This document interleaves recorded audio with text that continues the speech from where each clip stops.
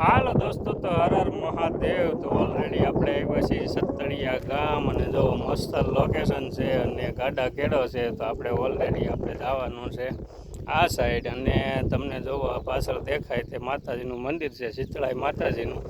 તો મને લાગ્યું કે મસ્ત લોકેશનમાં માતાજીનું મંદિર છે, તો તમને પણ દર્શન કરાવવું. જો અહીંયા ખેતીવાડી વિભાગ છે, તો જો અહીંયા બધી ખેતરો છે, ને આ સાઈડ બધી જંગલ વિસ્તાર છે.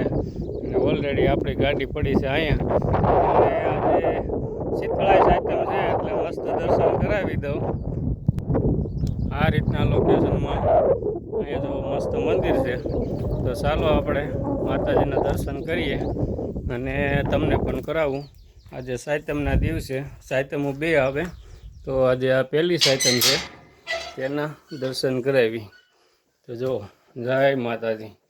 ગણેશજી પણ બિરાજમાન છે, દશા માતાજીની અહીંયા મૂર્તિ પણ મૂકેલી છે. આ છે પોરની મૂકેલી. ઓન તો હજી 2-3 દિવસની વાર છે વ્રત પૂરું થવાને.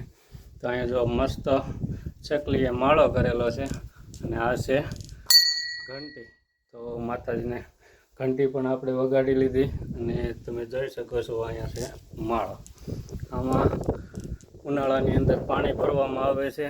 અહીંયા જે ખેતીવાડી વિભાગવાળા અહીંયા રહેતા હોય ખેડૂત, તે પાણી ભરતા હોય, અને બાકી અહીંયા માલધારી માલ સરાવવા આવતા હોય તે પણ પાણી ભરતા હોય. તો અહીંયા સકલાઓ માટે પાણી પીવાની વ્યવસ્થા કરેલી છે. અને જો સ્ટાઇલ કેવી મસ્ત મારેલી છે, તેમાંય પણ ચકલી જ દોરેલી છે.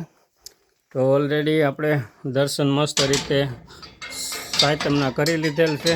તો ગેટ કરીએ બંધ અને જઈએ આપણે ઘર સાઈડ.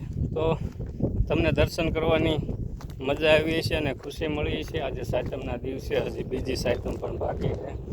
જો અનુકૂળ હશે અને આ બાજુનું ક્યાંય રિપેરિંગ હશે, તો તમને તે સાતમના પણ દર્શન કરાવીશ. તો અત્યારે જો નવા હોય વિડીયોમાં, તો ચેનલને સબસ્ક્રાઈબ કરી નાખો. વિડીયો સારો લાગ્યો હોય તો જય માતાજી લખી નાખો કમેન્ટમાં. તો હાલો દોસ્તો, શ્રાવણ મહિનાના હર હર મહાદેવ.